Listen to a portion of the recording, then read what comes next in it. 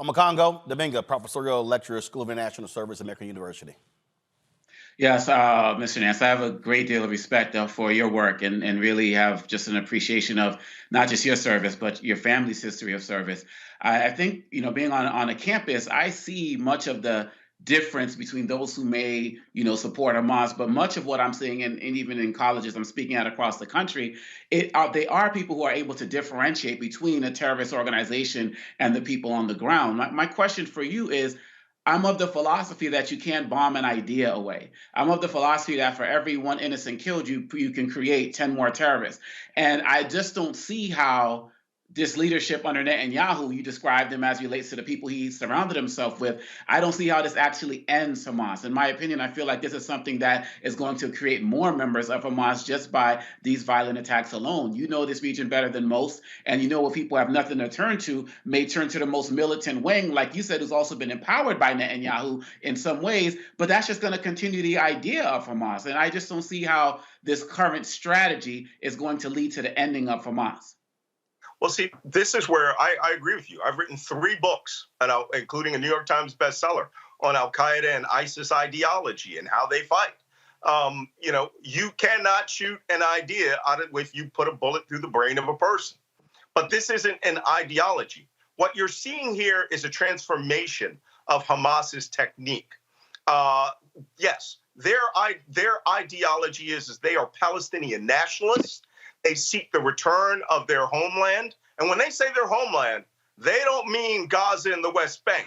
They mean every inch of geographic Israel as it was decided by when it was carved out of Transjordan by the British. They're talking, when they make that motto, and this is where university students need to be a little careful. When they say from the river to the sea, they're talking about the elimination of all Judaism, Zionism, whatever you want to call it, all people, including as we saw in the October 7th attack, they wiped out an entire Muslim Bedouin tribe because they said, you were on the other side of the fence, you're no better than Jews. That's what they mean, the elimination of the state of Israel. Now, you and I both know that that's just rhetoric. That is never going to happen. All right, Israel is a nuclear power. They have a military force that has overmatch on all armies around them. Jordanian, Egyptian, Syrian, Lebanese, Saudi. It doesn't matter what you throw at them. If they go to full mobilization, they will defeat you. But in terms of Hamas and Gaza, the Israelis have made it clear that they are going to eat their way through Gaza City because that's where the heart of Hamas's forces are. Now, there are 3 more sectors of the Strip south of that they will probably have to deal with as well.